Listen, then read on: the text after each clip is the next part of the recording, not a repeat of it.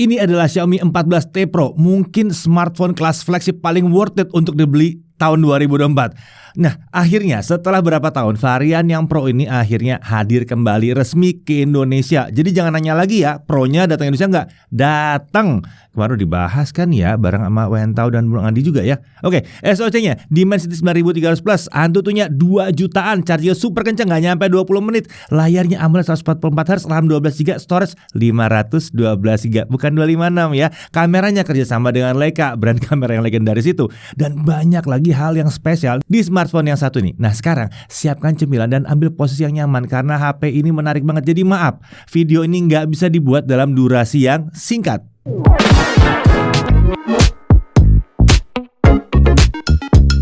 Ya, Xiaomi 14T series akhirnya datang lagi dengan versi Pro-nya ke Indonesia. Terakhir kali Xiaomi Indonesia masukin versi Pro T series itu ada di tahun 2021 lewat Xiaomi 11T Pro-nya. Dan mungkin yang paling terkenal tuh Mi 10T ya waktu itu ya. Mi 10T sama Mi 10T Pro-nya itu sepasang waktu itu ya. Nah, tapi untuk Xiaomi 12T dan 13T varian Pro-nya itu nggak pernah hadir ke Indonesia. Nah, untuk kali ini karena dia sudah datang, jadi kita bahas duluan yang Xiaomi 14T Pro. Yang satu ini 14T Pro ini posisinya ada di bawah Xiaomi 14 secara teoritis dan di atas Xiaomi 14T yang versi regulernya. Oke, sekarang mari kita mulai dari bahas isi boxnya dulu tentunya ya. Tentunya di sini ada unit dengan screen protector yang sudah terpasang. Lalu ada charger 120 watt. Jadi masih ada chargernya, masih ada chargernya, masih ada chargernya. Dan ini kencang banget chargernya. Lalu ada kabel USB-C, ada case juga di sini, ada SIM tray ejector dan paket dokumen. Nah, banyak komentar netizen yang bilang bahwa, "Bang, ini Xiaomi 14T sama T Pro nggak ada charger ya?" Ya, kalau versinya bukan versi Indonesia ya, alias versi global, emang nggak dapat charger. Tapi untuk versi yang resmi Indonesia ada chargernya. Jadi mendingan resmi-resmi aja, chargernya di dalam box ya. Jadi jangan sampai salah paham. Unit resmi Indonesia itu yang ada chargernya. Yang kami tes adalah unit resmi Indonesia. Oke, kalau kita bicara soal desainnya, ini bodinya menggunakan desain frame yang flat ya. Sisi layarnya juga flat, tapi back covernya ini ada lengkungan di sisi-sisinya yang kalau Xiaomi sebut sebagai 3D curve di sini. Ini membuatnya jadi nyaman untuk digenggam. Material frame-nya adalah dari aluminium dan untuk back covernya ini bahannya sebetulnya kaca nih ya. Nah, kami bisa bilang desain yang digunakan memang sangat mirip dengan Xiaomi 14 yang posisinya secara kasta ada di atasnya. Beda di varian warnanya aja nih. Untuk yang satu ini varian warnanya cuma ada 2 untuk Indonesia, ada Titan Grey dan ada Titan Black. Yang tangan saya yang Titan Grey nih ya. Untuk dimensinya 160,4 x 75,1 x 8,39 mm. Bobotnya ada di 209 gram. Jadi ini memang HP yang lebih besar dan sedikit lebih berat dibandingkan Xiaomi 14. Tapi dimensinya masih dalam batas toleransi lah ya. Masih banyak HP lain yang lebih besar dan berat ketimbang yang satu ini. Nah, bodinya ini sudah disertifikasi untuk IP rating IP68. Jadi dia bisa aman walaupun kecebur dalam air bersih, asal buru-buru diangkat ya. Jangan malah diajak berenang atau foto-foto dalam air, apalagi dalam air laut. Jangan ya, jangan. Nah, sekarang mari kita lihat sisi kanannya. Di sini ada tombol power, lalu ada tombol volume up and down. Di atas ada 2 buah mikrofon dan ada infrared blaster. Ya, ini yang dicari-cari kan, infrared blaster. Di sisi kiri ini kosong. Di bawah ada SIM tray dual SIM tanpa micro SD card slot. Udah biasa lah ini ya. Tapi berhubung dia sudah 512GB, jadi kayaknya udah cukup besar ya. Kalau sampai kurang, sepertinya manajemen file kalian yang salah sih. Nah oke, selain slot SIM secara fisik, smartphone ini juga sudah mendukung eSIM ya. Jadi kalau mau ke luar negeri terus pakai eSIM bisa, atau mau ganti nomor lokal kita pakai eSIM bisa juga. Di sebelah slot SIM card ini ada mikrofon, ada USB-C 2.0 dan ada grill speaker stereo bagian bawah. Speakernya ini stereo dengan pasangannya ada di bagian earpiece ya. Nah untuk kualitas termasuk yang keren, suaranya cukup lantang, detailnya oke, dipakai dengar musik yang rame, instrumen sekalipun juga masih asik, nggak berantakan suaranya. Lanjut ke sisi depan. Untuk layarnya ini 6,67 inci Crystal Res AMOLED. Resolusinya 2712 x 1220 pixel. Nah, ini adalah layar dengan lapisan Gorilla Glass 5. Untuk brightness diklaim di 4000 nits untuk peak brightness, tapi angka setinggi ini biasanya hanya untuk skenario titik kecil putih doang. Biasanya begitu ya. Nah, sekarang mari kita coba uji untuk skenario yang lebih umum. Untuk indoor maksimum brightness-nya ada di kisaran 519 nits. Nah, kalau kita perhatikan di dalam setting layar ini ada fitur yang namanya sunlight mode. Nah, saat kami coba fitur ini, brightness brightness layarnya bisa naik ke 712 nits. Nah, kalau kita lakukan simulasi outdoor sekarang dalam ruangan, bisa bahkan mencapai 1017 nits. Jadi tampilannya masih tetap akan jelas terlihat di siang hari walaupun terik mataharinya lagi mantap-mantapnya tuh ya. Aman. Nah, kalau kita bicara terkait dengan warna layar, di sini ada berbagai mode warna. Ada mode Original Color Pro, ada Vivid, Saturated, dan Advanced Setting untuk pengaturan secara manual. Mode defaultnya adalah Original Color Pro, dan ini sudah cocok untuk ngedit konten karena color gamut coveragenya itu sudah diarahkan ke 100% sRGB. Kalau mau layarnya jadi lebih gonjreng ya, lebih asik aja untuk nonton film atau main game, bisa pasang di Vivid ya. Ini sudah menawarkan 100% DCI-P3. Atau kalau mau lebih gila lagi warnanya ya, misalnya untuk main game atau nonton film gitu yang anime gitu ya, kita bisa pasang mode saturated. Di sini color gamutnya ada di 119% DCI-P3. Nah, untuk refresh rate layar ini up to 144 Hz, jadi adaptif dari 60 sampai 144 Hz. Sejauh pengujian kami, layarnya baru bisa turun ke 60 Hz aja, belum bisa lebih rendah.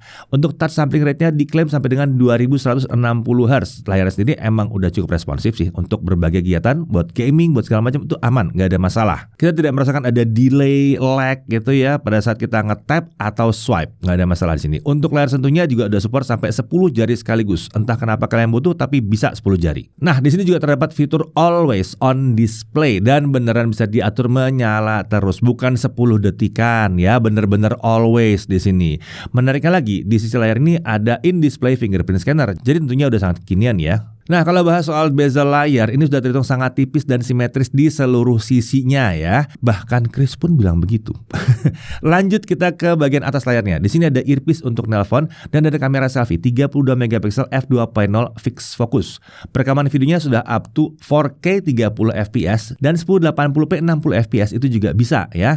Nah, ini peningkatannya cukup drastis ya, karena bahkan 13T Pro-nya yang dulu yang nggak masuk ke Indonesia itu ya, selfie-nya tuh mentok di 1080p 30 fps aja ya. Terima kasih kepada Xiaomi udah dengerin permintaan kita semua untuk menaikkan yang satu ini. Oke, sekarang beralih ke sisi belakang. Ada modul triple kamera Leica Vario Sumilux ASPH plus ada satu LED flash. Oke, ini namanya panjang ya.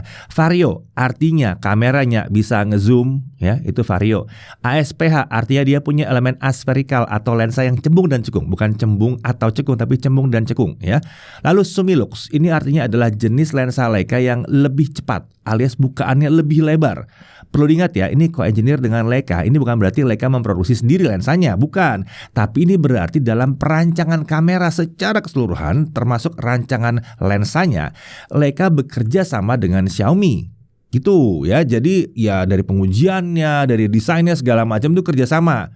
Tapi bukan berarti Leica yang bikin sendiri lensanya, bukan. Jadi semua pengujian hardware hingga tuning hasil gambar itu dikerjakan Xiaomi bersama dengan Leica menggunakan standar tinggi yang dipakai oleh Leica. Dan kemudian mereka juga mengembangkan fitur-fitur bersama dengan Leica yang filter dan lain-lain itu. Jadi udah paham ya harusnya ya. Leica-nya sangat berpengaruh karena taste-nya mereka ada di sini, standarnya mereka ada di sini. Nah, untuk kamera sendiri terdiri dari kamera utama 50 megapiksel. Ini menggunakan sensor Light Fusion 900 ya. Ini adalah sensor custom hasil kolaborasi Xiaomi dengan OmniVision. Ini sama dengan yang dipakai di Xiaomi 14 yang kelas atas itu. Dan sensornya udah terbukti keren ya. Focal length-nya itu ekuivalen dengan 23 mm dan bukaannya adalah f1.6. Nah, ini yang menyebabkan nama lensa jadi Sumilux karena ini peningkatan dari 13T yang pakai Sumicron bukan 1,9. Ini lebih lebar di 1,6, namanya Sumilux. Tentunya kamera satu ini dilengkapi dengan OIS atau Optical Image Stabilizer. Jadi jangan heran ya kalau digoyang-goyang akan ada bunyi-bunyi, itu namanya Optical Image Stabilizer ya. Nah, untuk rekaman video itu maksimum sampai 4K 60 fps. Oh iya, bahkan lebih tinggi. Dia bisa 8K, 8K 30 fps. Ya, ini juga peningkatan dari pendahulunya. 13T Pro itu bisa 8K juga tapi cuma 24 fps. Kalau untuk slow motion tersedia di resolusi 1080p 120 fps atau 1080p 240 fps untuk real slow-mo. Tapi kalau mau yang 1080p 960 fps juga ada, tapi itu versi interpolasinya. Jadi bisa kita bilang bahwa hardware kamera utamanya ini mirip sekali dengan ada yang di Xiaomi 14. Sangat-sangat berkelas. Oh ya, kalau untuk software kamera terkait Leica bisa dilihat di aplikasi kamera bawaannya ya. Ada Leica Photographic Styles, bisa pilih pilih antara Leica Authentic atau Leica Vibrant. Nanti kita lihat dalam hasil pengujian ya. Lalu ada Leica Watermark, ada Leica Filters, Leica Portrait, dan ada Leica Classic Shutter Sound. Oke, kamera berikutnya adalah kamera ultrawide 12 megapiksel. Ini kamera fix fokus, bukannya f2.2, field of view-nya 120 derajat. Focal length-nya itu ekuivalen dengan 15 mm. Perekaman video juga 4K 30 fps dan 1080p 60 fps bisa. Ya gini dong ya. Paling nggak ultrawide-nya bukan cuma 8 megapiksel atau yang cuma 1080p 30 fps doang ya. Bisa 4K dong. Kemudian ada lagi kamera telefoto 50 megapiksel. Ini adalah optical zoom 2,6 kali. Focal length-nya ekuivalen dengan 60 mm. Bener dong ya, tadi kamera yang utamanya yang wide-nya kan 23 mm kali 2,6 jadinya sekitar 60 mm ya. Ini adalah kamera autofocus, bukannya f2.0, lebar ini untuk kamera tele ya. Perekaman videonya bisa sampai dengan 4K 60 fps. Kamera telefotonya di sini bukan tele makro seperti yang di Xiaomi 14, jadi beda ya. Jadi memang untuk bikin foto atau video dengan jarak super dekat belum bisa pakai kamera telefotonya ini. Solusinya saat ini adalah pakai kamera utamanya lalu di crop. Atau hidupkan fitur yang satu ini. Jadi kalau pakai tele terlalu dekat dia akan switching langsung ke kamera utamanya. Oh ya, dan sayangnya untuk telefotonya ini belum dilengkapi dengan OIS. Jadi terlihat ya, detail spesifikasi kamera ultrawide dan telefotonya memang beda dari Xiaomi 14 yang notabene adalah versi flagship di atasnya. Tapi secara mendasar hasil kameranya tetap mantap harusnya. Nanti kita lihat di pengujian. Untuk fitur ekstra kameranya ada banyak banget, ada dual video, pro mode, ada slow motion dan sebagainya. Kita bisa lihat di menunya ini aja nih, lihat nih, luar biasa nih ya. Oh iya benar, ada lagi satu fitur yang kami tidak temukan di kamera Xiaomi 14T Pro-nya ini. Fitur embun pagi, itu nggak ada ya. Kita nggak ketemu di unit yang kami uji ya. Chris udah nyoba di Berlin, saya nyoba selama di Prancis di dalam suhu yang rendah, di sekitar 9 derajat Celcius, di luar gitu berjam-jam.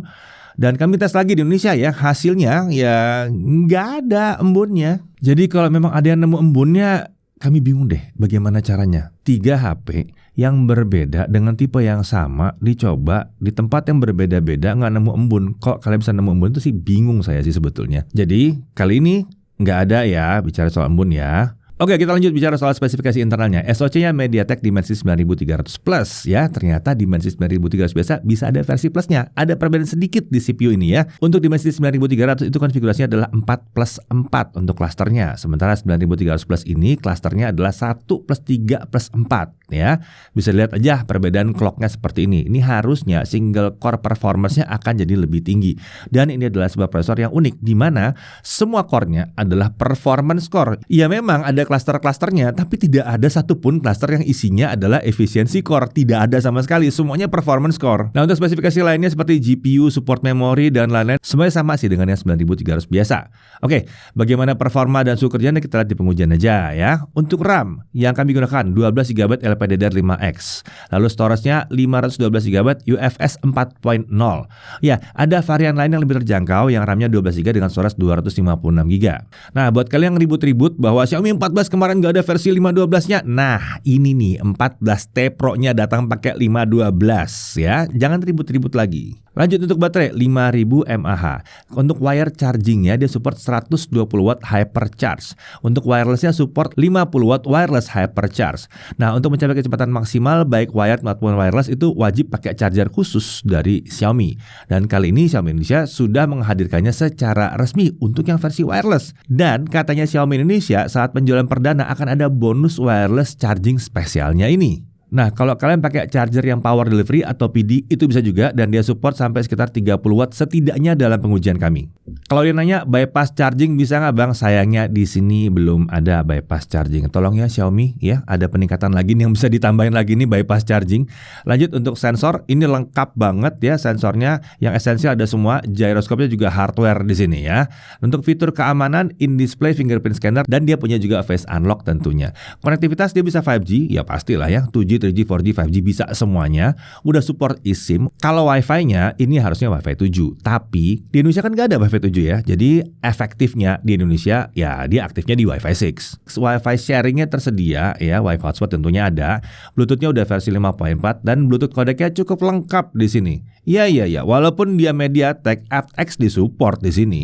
Nah, kalau untuk USB, OTG jelas bisa, NFC juga ada di sini. Untuk display output ya ini belum bisa sayangnya ya. Kalau di Xiaomi 14 itu kan bisa, kalau yang di sini belum bisa. Ini salah satu pembedanya. Di seri T memang ya harganya dipangkas dengan cara mengurangi beberapa fitur. Untuk OS dia pakai Xiaomi HyperOS dengan basis Android 14. Nah, kalau terkait update-nya, janjinya Xiaomi adalah 4 kali Android update dan 5 tahun security update. Panjang kan? Panjang. Untuk harganya luar biasa. Kalau bicara soal iklan, kami tidak menemukan iklan yang intrusif ya sejauh ini ya. Kalau ada pun biasanya penawaran dari Get Apps dalam bentuk notifikasi. Tapi kan notifikasi kan bisa dimatiin aja ya. Kalau bloatware atau software-software ekstra memang ada. Tapi sebagian besar juga bisa di-uninstall. Jadi bukan masalah dan nggak ada yang aneh-aneh kok. Untuk fitur OS, Xiaomi menyematkan fitur AI di Xiaomi 14T seriesnya kali ini. Ada AI untuk productivity yang terdiri dari AI Recorder dan ada AI Notes juga. Kemudian ada Creative AI yang terdiri dari AI Film, AI Portrait, dan AI Image Editing. Nah, dalam AI Image Editing ini terdapat fitur AI Erase 2.0 yang dapat kita gunakan untuk menghapus objek yang tidak kita inginkan dalam gambar. Lalu ada juga AI Expansion yang secara cerdas dapat mengisi bagian kosong saat kita ekspansi foto.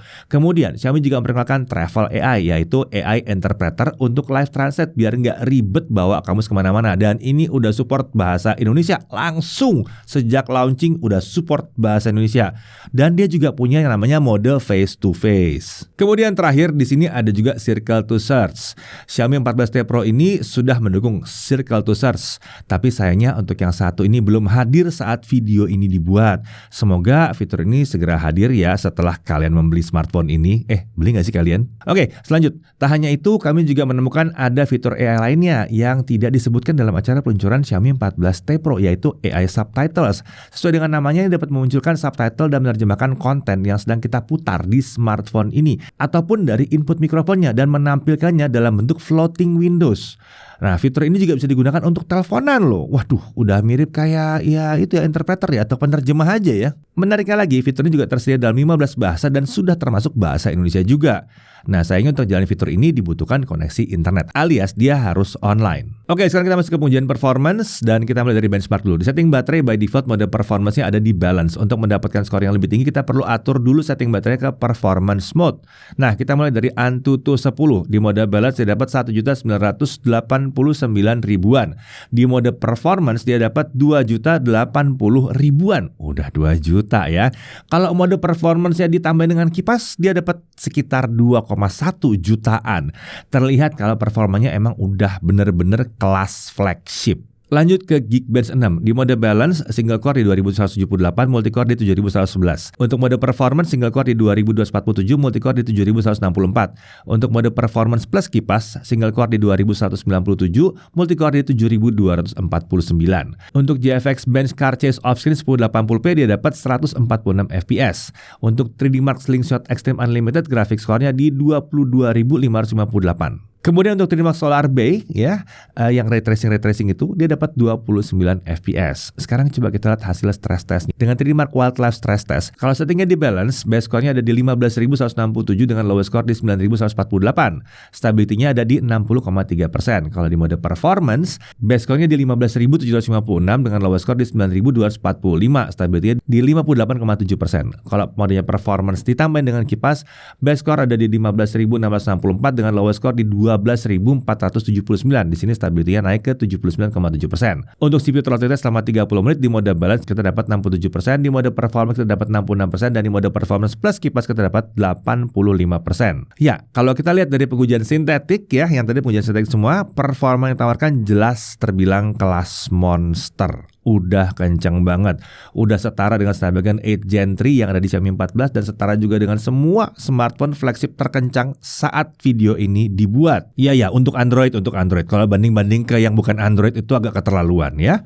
Tapi memang tetap aja ini tergolong yang paling kencang yang ada sekarang. Oke, sekarang kita masuk ke gaming. Agar mendapat performa gaming yang maksimal, di pengujian kali ini kita gunakan performance mode serta menyalakan opsi boost performance yang bisa diakses melalui slider game turbo. Kita mulai dari Mobile Legends dulu. Setting grafisnya bisa sampai dengan ultra dan refresh rate juga bisa di ultra. Saat dicoba, game bisa berjalan dengan lancar di 120 fps. Saat sepi atau battle kecil-kecilan juga bisa ya. Kalau battle lagi rame banget, frame rate-nya akan turun, tapi masih di 100-110 fps. Setelah dibandingkan 3 match berturut-turut, hasilnya masih tetap mirip seperti itu aja. Jadi keentengan lah ya untuk SoC sekelas Dimensity 9300 Plus ini. Kita lanjut ke Real Racing 3. Game balapan satu ini bisa berjalan di 144 FPS. Jadi ngikutin layarnya yang 144 Hz. Dan ini bisa jalan di 144 FPS tanpa setting apapun. Jadi buka aja gamenya langsung jalan 144 FPS. Mantap banget, mulus dan lancar di sini. Lanjut untuk Subway Surfers. Lagi-lagi sama, ini juga mulus lancar di 144 FPS tanpa ada masalah. Biasanya kan di smartphone itu ada banyak masalah, refresh rate-nya nyangkut apa segala macam. Di sini enggak, ya menarik sekali. Terima kasih loh Xiaomi, lagi-lagi ada perbaikan di sini. Lanjut untuk PUBG Mobile. Setting maksimum terbuka sudah selayaknya seperti yang harusnya diperoleh oleh smartphone kelas flagship atau smartphone spesial gaming bahkan, yaitu Smooth Ultra Extreme 120 fps, HDR Extreme 60 fps, dan ada Ultra HD Ultra di 40 fps. Ini mantap banget ya, setting tertingginya udah terbuka semua. Tapi karena ini game kompetitif, menurut kami setting Smooth Ultra Extreme akan lebih asik karena frame rate-nya akan nyampe di 120 fps. Saat dimainkan juga aman, 120 fps lancar, nggak ada masalah. Kami udah coba mainkan Battle Royale terus-terusan sampai 1 jam juga belum ada ngerasain frame drop sama sekali. Ini mantap bener. Gyro aimingnya jelas mantap banget, nggak ada masalah sama sekali di sini. Lanjut ke Genshin Impact, karena SoC yang dipakai adalah kelas flagship, ya kita langsung aja highest 60 fps. Untuk smartphone kencang ini setting preset highestnya langsung mentok ke kanan ya, visual efeknya juga langsung jadi high di sini. Untuk skenario pengujian itu seperti biasa, traveling 30 menit bolak-balik Mondstadt ke Liyue. Hasilnya ya 60 fps, rata banget. Genshin udah berhasil dilibas oleh smartphone yang satu ini. Tanpa pakai kipas pendingin, hasilnya udah sangat stabil, rankingnya udah langsung S+ mentok. Udah ya. Supaya lebih menantang harusnya Genshin ngasih opsi paling nggak 90 fps ya. Sayangnya sampai saat ini ya masih ada cuma 60 fps aja. Tapi pasti panas bang, itu kan MediaTek. Sebentar, kita cek suhunya. Suhu di layar paling panas di 41 sampai 42 derajat Celcius. Suhu di bodi belakang paling panas di 41 derajat Celcius. Jadi suhu segini ini terbilang cuma anget-anget aja. Penyebaran suhunya juga udah lumayan merata, terutama di sisi layar, dan untuk sisi back cover juga lumayan baik di penyebarannya. Tapi yang jelas kalau mau dimainkan berlama-lama sih kami akan tetap selalu menyarankan pakai kipas supaya lebih sehat aja smartphone-nya, walaupun dia cuma anget-anget aja. Oke, kita lanjut dengan game yang selalu diminta-minta, Wuthering Waves ya. Kita juga coba game yang satu ini, Wuwa ya. Untuk settingsnya kita coba dengan grafik quality di high, special effect quality di high, frame rate-nya di 60 fps. Jadi setting maksimal di sini. Skenario muter-muter keliling map selama 30 menit. Di 10 menit pertama kita mendapatkan frame rate kisaran 50 sampai 60 fps saat sepi ataupun saat ada battle. Masuk ke menit 11 sampai ke 15, gamenya cenderung ada di 40 sampai 45 fps. Sesekali memang sempat kembali ke 60 fps tapi terus balik lagi ke 40-an fps. Dan sampai akhir pengujian gamenya berjalan di 40 sampai 45 fps sepi maupun ada battle. Tapi kalau melihat game yang satu ini kita belum bisa ngambil kesimpulan yang pasti bahwa oh ini jelek, oh ini bagus, oh ini rankingnya seperti ini, karena game yang satu ini cenderung masih baru banget. Sudah mulai stabil ya, tapi agak susah untuk jadi acuan. Masih belum lah. Bukan berarti gamenya jelek, gamenya bagus ya, gamenya bagus. Oke, sekarang kita masuk ke pengujian kamera dan ini kami kerjakan secara keroyokan. Oke, di tangan saya kali ini sudah ada Xiaomi 14T Pro nih teman-teman. Jadi langsung aja kita lihat kemampuan kameranya seperti apa. Nah, saat pengujian berlangsung nih, kebetulan saya masih ada di Jerman, masih ada di Berlin lebih tepatnya. Tapi untuk pengujian kameranya kita akan kerjakan bertiga. Jadi pertama akan kita lakukan basic test seperti biasa di lab kantor Jagat. Kemudian berikutnya saya akan ceritain pengalaman saya di Berlin pakai 14T Pro ini. Dan kebetulan Mas Diri juga nyobain 14T Pro pas lagi di jalan-jalan di Jerman juga. Jadi kita akan ada 3 perspektif. Pertama dari tim lab, kedua dari saya, dan ketiga dari Mas Dedi. Oke, langsung aja kita mulai. Oke, untuk mikrofonnya, saya pribadi nggak ada protes sama sekali soal kualitas suaranya. Ini sudah sekelas dengan smartphone flagship yang lain. Saat saya bikin preview kemarin, saya juga nggak jadi bikin opening pakai mikrofon eksternal, karena pas denger suara mikrofon bawaannya aja, itu sudah cukup bagus untuk vlogging. Nah, ngomongin mikrofon eksternal, mungkin ini bagian yang masih perlu dikembangkan lagi sama Xiaomi. Saat kita menggunakan mikrofon eksternal, tidak ada indikator mikrofonnya. Apakah ini benar suaranya dari mikrofon eksternalnya atau tidak? Soalnya, dari pengalaman saya, mikrofon eksternal itu bisa tidak terbaca di beberapa smartphone. Akan lebih asik kalau saat kita merekam video, ada indikatornya itu mikrofonnya dari yang mana. Dari segi kualitas gambar kamera selfie-nya, ini udah keren ya. Detailnya tinggi dengan ketajaman yang pas.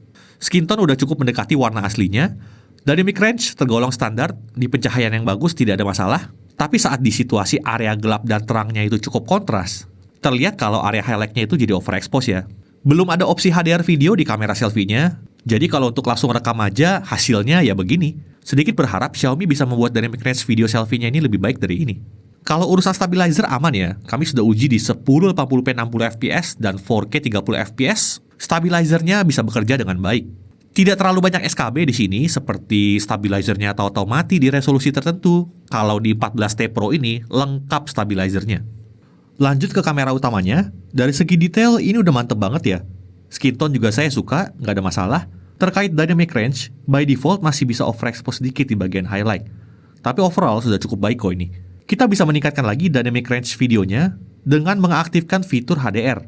Kalau untuk kamera utamanya tersedia nih. Meskipun catatannya, fitur ini hanya bisa jalan di 30 fps. Kalau di 60 fps belum bisa. Kalau kita pakai kamera utamanya untuk vlogging, bisa kita lihat bokeh naturalnya tuh mantep ya. Ini tanpa fitur bokeh video loh, hasilnya seperti ini. Stabilizer kamera utamanya pun lengkap ya. Mau di 4K 60, hasilnya bisa stabil. Kita juga coba di 8K 30 fps dan hasilnya juga bisa stabil. Di kondisi cahaya yang ideal, stabilizer kamera utamanya ini sudah tergolong cukup rapi. Sekarang kita cek kamera ultrawide-nya. Ultrawide-nya mantep juga ya. Videonya bisa sampai 4K 30 fps. Kualitas gambarnya mantep, detailnya oke. Dynamic range videonya juga oke. Stabilizer juga aman, videonya terlihat stabil dan juga rapi. Mau di-setel di 1080p 60fps ataupun 4K 30fps, videonya bisa langsung stabil. Yang jelas, ini bukan kamera ultrawide asal ada aja. Untuk kamera telefotonya juga punya kualitas gambar yang sangat baik ya. Detailnya tinggi, dynamic range-nya juga bagus. Dan yang saya suka di sini kamera telenya bisa merekam sampai 4K 60fps. Mau di resolusi 4K 30 ataupun 4K 60, kualitas gambarnya cenderung mirip. Dari segi stabilizernya juga sudah cukup bagus, meskipun ini kamera tele, tapi videonya bisa stabil seperti ini. Cakep banget nih, mau 4K 30, mau 4K 60 videonya bisa stabil. Kalau ngomongin pengalaman multi kameranya juga sudah terhitung asik ya. Kita bisa lihat kalau pindah-pindah kameranya itu sudah terhitung smooth, dan tidak pakai sistem slider lagi. Tapi tetap ada SKB sedikit yang perlu kita pelajari, seperti kita belum bisa pindah-pindah kamera saat merekam video di 1080p 60fps. Terlepas semua kameranya sudah support 60fps ya, tapi nggak bisa langsung pindah gitu. Untuk pindah kamera langsung saat merekam video, efektifnya baru di 1080p 30fps dan 4K 30fps saja. Sekarang kita coba di low light, kamera selfie-nya seperti ini, detailnya oke, videonya masih terhitung cukup terang juga. Agak disayangkan stabilizernya tergolong kurang rapi ya. Jitternya masih cukup terasa di sini. Semoga ini bisa diperbaiki lagi oleh Xiaomi. Kalau mau lebih rapi, sebetulnya ada solusinya sih. Kita setel aja ke 1080p 60fps. Stabilizernya jauh lebih rapi. Videonya jadi sedikit lebih gelap. Ini wajar ya, karena 60 fps memang butuh cahaya lebih banyak. Apalagi untuk sensor kamera selfie seperti ini. Sekarang kita tes kamera utamanya, hasilnya luar biasa ya. Di low light seperti ini pun, detailnya masih sangat tinggi. Noise juga bersih. Dari segi stabilizer, kalau kita merekam di 4K 30 fps, jitternya masih terasa sedikit. Kalau mau lebih rapi, kita bisa pakai 60 fps saja. Stabilizernya bisa dilihat jauh lebih rapi dan hebatnya lagi, kamera utamanya ini masih bisa menghasilkan gambar yang terang, meski di 60 fps sekalipun. Nah, kalau kita merekam di 8K 30 fps, ternyata videonya jadi jauh lebih gelap ya. Stabilizernya tetap bisa jalan, tapi jitternya jadi cukup terasa. Sepertinya kurang pas ya pakai 8K 30 fps untuk low light. Saran kami di situasi seperti ini, pakai 4K atau 1080p aja itu udah cukup kok. Untuk autofocus langsung aja kita cobain di low light. So far aman-aman aja ya, nggak ada masalah dari segi autofocusnya. Untuk kamera ultrawide-nya hasilnya seperti ini ya. Detailnya masih ada. Yang jelas ini belum tergolong video low light yang burik ya. Masih mencukupi untuk kondisi seperti ini. Catatan pentingnya adalah kami kurang menyarankan menggunakan 60 fps di low light pakai kamera ultrawide-nya. Alasannya bisa kalian lihat sendirilah. Kalau urusan stabilizer masih terasa jitternya, jadi ini belum tergolong video ultrawide yang rapi sih saat low light. Nah, kalau kamera telefotonya gimana? Untuk telefoto di sini stabilizernya jelas tidak bisa dibandingkan dengan kamera utamanya ya. Ini hal yang wajar untuk sebuah kamera telefoto. Tapi hal yang menarik adalah saat kita coba pakai 4K 60 fps, ternyata videonya masih cukup terang dan detail. Paling sedikit tips aja untuk yang pakai smartphone ini. By default, fitur adaptif telefotonya itu aktif. Ini membuat saat kita lagi di kondisi low light atau fokusnya itu kurang pas, maka di mode zoom 2,6 kalinya ini akan pindah jadi kamera utama yang di crop. Kalau kalian ingin pengalaman yang konsisten dan yakin kalau 2,6 kali ini beneran pakai kamera telenya, matikan aja fitur yang satu ini. Dari hasil foto ini udah keren ya. Ihsan dan Noval pun cukup terkesan sama hasil fotonya. Mau kamera manapun yang digunakan, hasilnya keren. Low light pun bagus hasil fotonya, tinggal jepret aja beres. Untuk fitur ekstra kita cobain beberapa, ada slow motion. Untuk 1080p 120fps hasilnya seperti ini. Slow motionnya cukup lancar. Untuk kualitas gambarnya sudah tergolong agak pecah ya sebetulnya. Nah, untuk yang butuh slow motion lebih lambat, kita juga bisa setel di 1080p 240fps. Gambarnya cenderung mirip-mirip aja seperti 120fps tadi. Atau kalau mau lebih lambat lagi, kita bisa pakai yang 960fps. Tapi penggunanya agak lebih sulit ya, karena ini tuh interpolasi dan cuma bisa sepersekian detik aja. Lalu ada fitur dual video di mana kita bisa merekam dari dua kamera sekaligus seperti ini. Kamera utama dan juga kamera selfie-nya. Saat merekam kita juga bisa langsung merubah layoutnya seperti ini ya. Nggak perlu dimatiin dulu videonya. Yang menarik ada fitur Pro Mode juga di sini. Bisa untuk foto, bisa juga untuk video. Untuk foto, ISO dan shutter speed-nya bisa kalian cek di layar aja ya. Nah, untuk Pro Video, menariknya di sini ada fitur audio level, auto exposure, focus peaking, dan fitur lock juga tersedia di sini. Oke, tadi itu basic test lab kamera jagat yang dikerjakan oleh Ihsan dan Noval di kantor. Kalau saat di Jerman bagaimana pengalaman saya? Biar nggak terlalu panjang, saya sebutin aja apa yang menurut saya masih kurang dan apa saja yang membuat saya terkesan sama kameranya ini. Kita mulai dari apa yang menurut saya masih kurang dulu deh. Pertama, jujur, tidak adanya optical image stabilization di kamera tele itu agak menyulitkan sih buat saya. Cukup mengganggu saat lagi foto-foto malam, jadi lebih mudah blur kalau begini. Kemudian, urusan dynamic range di video, ini belum terhitung yang luar biasa ya. Harusnya sih ini bukan keterbatasan SoC ya. Idealnya buat saya, saat vlogging itu enaknya di 1080p 60fps. Di situasi tertentu saya butuh bisa pindah-pindah kamera langsung saat merekam video. Sayangnya kalau di sini, jadi harus matiin dulu videonya, baru rekam lagi. Lalu ini ada sedikit masukan aja untuk Xiaomi, tapi ini bukan masalah yang fatal sih sebetulnya. Akan lebih asik kalau di watermarknya juga diberikan informasi mode kamera apa yang lagi dipakai. Apakah ini foto pakai Leica Authentic, atau Leica Vibrant, atau Leica Portrait, atau Master Portrait, dan sebagainya. Supaya saat saya lagi nyortir ratusan sampai ribuan foto buat presentasi ke kalian yang nonton, saya juga bisa tahu ini foto pakai mode apa. Soalnya ini dibutuhkan untuk mencari tahu juga. Mode 1 ini cocoknya dipakainya kapan. Tapi untuk sekarang, biar nggak pusing, selama di Jerman saya pakai Leica Authentic terus aja. Udah itu aja paling. Kalau yang saya suka sih foto-fotonya ya. Gila, cakep banget ini foto-fotonya. Black and white-nya, Saya awalnya bukan orang yang suka foto black and white. Tapi makin kesini saya jadi bisa paham sih kalau ada orang yang suka dengan konsep foto seperti ini. Keren juga ternyata. Overall saya cukup puas dengan kameranya Xiaomi 14T Pro ini. Beberapa keterbatasan yang ada sudah saya tanyakan juga ke pihak Xiaomi ya. Dan pada akhirnya itu semua memang untuk menekan harga. Untuk kalian yang mau beli smartphone ini, perhatikan aja keterbatasan yang ada penting atau tidak untuk kalian. Kalau bagi saya pribadi sih, harganya masih sangat pantas untuk apa yang ditawarkan. Kolaborasi dengan Leica-nya bukan gimmick. Kalau menurut saya pribadi, yang dibutuhkan dari Leica itu lebih ke idealisme dalam menilai sebuah foto. Foto tuh warnanya mestinya gini, kontrasnya mestinya gini. Dan itu membuat fotonya jadi lebih berkarakter. Ini hal yang sangat-sangat subjektif memang ya, tapi yang jelas kami suka dengan hasil foto-fotonya. Kalau kalian gimana? Apakah kolaborasi Xiaomi dengan Leica ini benar-benar membuat kalian tertarik dengan smartphone ini? Komen aja di bawah ya. Sekian pembahasan kameranya Xiaomi 14T Pro dari saya. Tapi, kebetulan Mas Dedi juga sempat nyobain smartphone ini pas dia traveling kemarin. Jadi dia juga mau ikutan pamer hasil foto-fotonya. Yuk kita lihat. Oke, sekarang balik lagi ke saya, tapi saya juga mau bahas sedikit soal kameranya. Karena selama perjalanan ke Eropa kemarin, di daerah Colmar, Prancis, saya sempat bermain-main pakai Xiaomi 14T Pro. Dan ini adalah galeri hasil fotonya dalam kondisi terang.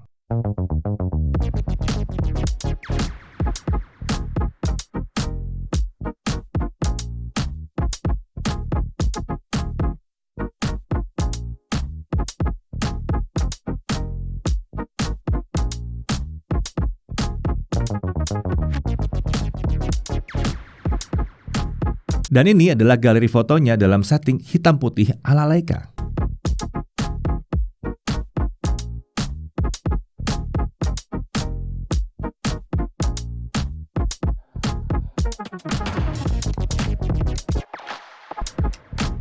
Kemudian ini galeri foto di dalam ruangan, hasil foto dalam ruangan semua ya, kondisi pencahayaannya tentunya redup.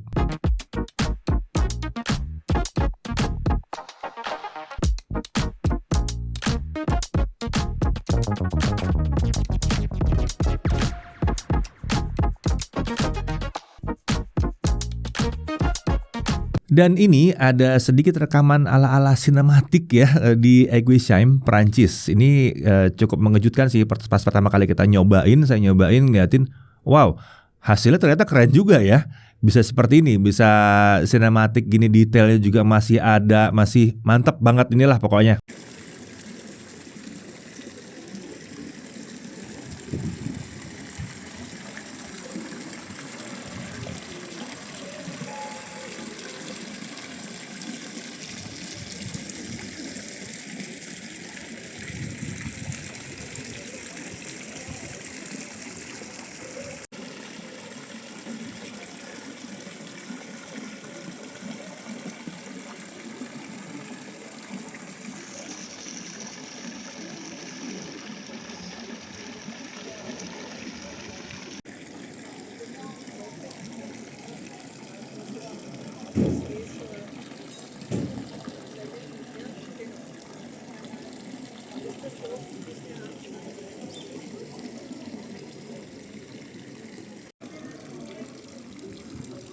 Ya pada akhirnya buat saya, secara umum kameranya Xiaomi 14T Pro ini udah terasa kelas flagship banget. Bisa banget diandalkan untuk membuat konten dengan kualitas yang cukup tinggi. Bersainglah dengan flagship-flagship yang lainnya. Oke, lanjut ke pengujian baterai. Untuk YouTube Local Video Playback 1080p. Jadi kita download dulu ya videonya. Pakai YouTube, kita download video YouTube-nya. Terus kita putar secara offline. Baterai baru habis setelah 20 jam 10 menit. Ini hasil yang cukup oke. Tapi untuk Xiaomi ini hasil bagus banget. Kemudian untuk YouTube streaming 1080p selama 30 menit baterai berkurang hanya 3%. Lagi-lagi hasil yang oke. Lalu mainan TikTok selama 30 menit baterai berkurang sebesar 3%. Ini tergolong irit sih untuk TikTokan ya. Untuk main Genshin Impact 30 menit di highest 60 itu baterai berkurang 13%. Sedikit lebih boros dari rata-rata. Jadi overall kemampuan baterai tergolong normal, bukan yang boros banget, bukan yang super awet juga, cuman kadang-kadang dia bisa terasa lebih awet gitu ya. Tapi jelas kalau ini dibandingkan sama 13T tahun lalu, si 14T Pro ini terlihat sebagai sebuah peningkatan yang signifikan, terlihat sangat irit kalau dibandingkan dengan si 13T yang tahun lalu. Oke, Xiaomi 14T Pro ini diklaim mampu mengisi daya hingga penuh dalam waktu 19 menit saja dengan charger 120 watt bawaannya. Nah, sebagai kecepatan charging yang maksimal, kita atur charging option ke mode top speed di sini. Oke, kita pakai charger dan kabel bawaan dan hasilnya kita peroleh untuk 0 sampai 50% butuh waktu 9 menit 9 detik. Tapi dari 0 sampai full ternyata kita butuh waktu 23 menit 35 detik. Jadi penasaran, mungkin ini efek suhu ruangan? Bagaimana kalau kita kipasin? Nah, kalau dikipasin kita dapat dari 0 sampai 50% terisi dalam waktu hanya 6 menit 55 detik. Kencang banget. Sementara dari 0 sampai penuh itu butuh waktu hanya 17 menit 55 detik. Wow, bahkan lebih kencang dari janjinya Xiaomi. Ini luar biasa. Harganya juga terjangkau tapi kecepatan chargingnya begini dan chargernya ada dalam box. Nah, kebetulan kita juga dipinjemin charger wireless spesialnya Xiaomi yang 50 watt. Jadi sekalian aja kita coba ya. Nah, kalau pakai satu ini dari 0 sampai 50% butuh waktu 21 menit 7 detik. Dari 0 sampai penuh butuh waktu 46 menit 53 detik. Oh wow, ini bahkan mendekati charger kabel yang lain. Dan ini sangat mendekati klaimnya Xiaomi yang katanya bisa 100% dalam waktu 45 menit saja. Ya, yang jelas ini adalah kecepatan charging yang luar biasa, kencang parah, baik pakai kabel maupun secara wireless. Nah, tapi pertanyaan kalau chargingnya kenceng kayak gini kira-kira panas nggak ya? Oke, kami cek suhu permukaan smartphone setelah 30 menit pakai wireless charging karena banyak yang nanya untuk wireless charging pastinya. Hasilnya, suhu permukaan layar terlihat hanya menyentuh 35 derajat Celcius dengan titik terpanas mencapai 39 derajat Celcius di bagian pinggir layar. Begitu juga bagian belakangnya, suhu terlihat hanya berada di kisaran 35 derajat Celcius dan titik terpanasnya juga mencapai 39 derajat Celcius di bagian pinggir smartphone. Jadi, tergolong masih aman, nggak panas-panas amat, padahal pakai wireless charging dan kenceng pula. Oke, kita lanjut lagi untuk Netflix, tentunya sudah L1 ya, support Full HD, lalu HDR10, Dolby Vision, AV1 juga disupport di sini. Untuk YouTube, smartphone ini bisa playback resolusi sampai dengan 4K 60 fps dan sudah support HDR juga. Haptic feedback ya, untuk Xiaomi 14T Pro ini pakai X-axis linear motor. Ini mesin gitar yang sama seperti yang dipakai di smartphone flagship yang lain. Dan feel haptiknya sudah sangat-sangat nyaman.